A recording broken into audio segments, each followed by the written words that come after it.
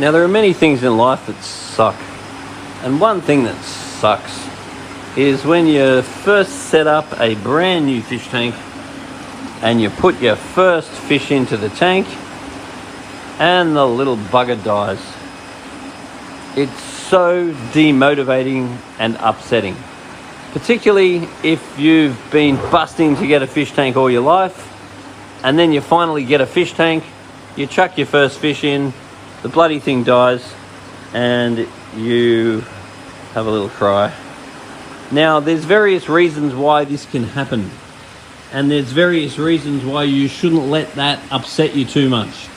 Now, first of all, is that in tap water there's often chlorine and chloramine, and so you'll go and put water ager in, and normally that's totally fine, and the chlorine and chloramine will get broken down by the water ager and then produce chlorine and ammonia, which gets detoxified by the water ager, and everything's okay.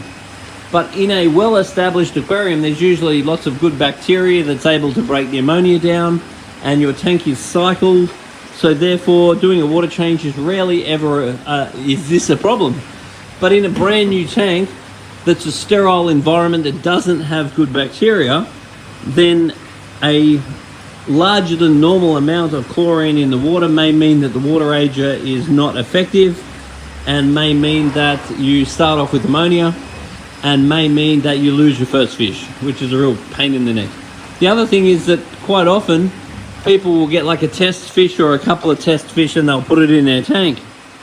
So therefore, fish in a natural environment have lots of fish around them, and having a lot of fish around them makes them feel safe. Then if they feel safe, they don't stress.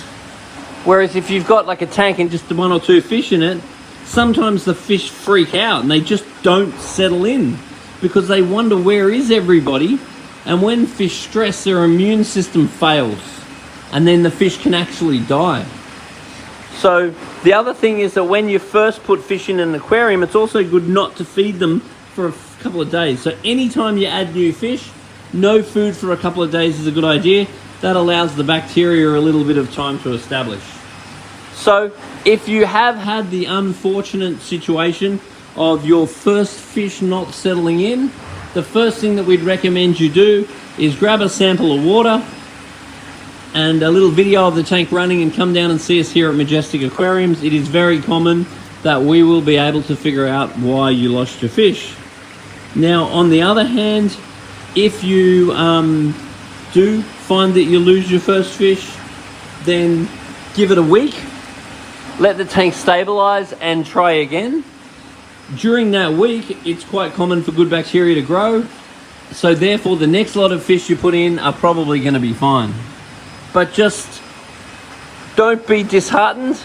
Start with cheap, hardy fish, and just be aware that occasionally the first fish don't settle in, and it is upsetting.